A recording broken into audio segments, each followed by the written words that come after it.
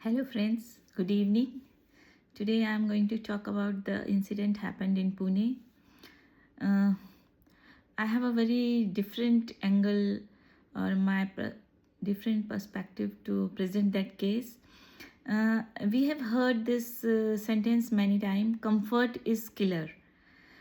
The entrepreneur or the motivational speakers, they mostly tell about this, that we have to take risk if we want to do something.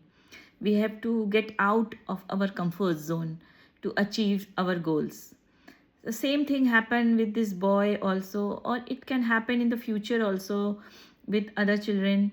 The boy was born with a silver spoon, very safe environment in his house, very cozy, everything was available to him.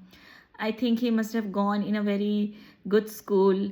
The staff was must be caring for him too much. In the house also everyone was caring, he was getting whatever he wanted. So life was very comfortable and very cozy, very safety provided to him. He went outside, he don't have to face the harsh realities of the society. So the part of the brain which smells the danger and react on it, or it sees the where is the something coming, very difficult situations in our life that he was not facing. So that part of the brain, that wire, that was not activated, I think. He was living in so much comfort, about financially also, and having a very good joint family. So psychologically, emotionally, every way he was living a comfortable life.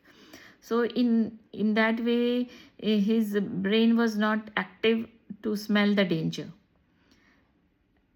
So if the intention of the girl is good, when he is going to marry any new person coming into his life, that person intention is good, then it's okay.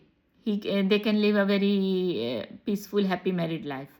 But when the intention was wrong, like this girl, Sia, then that person was not able to, not capable to, or he was not trained to understand the danger coming into his life.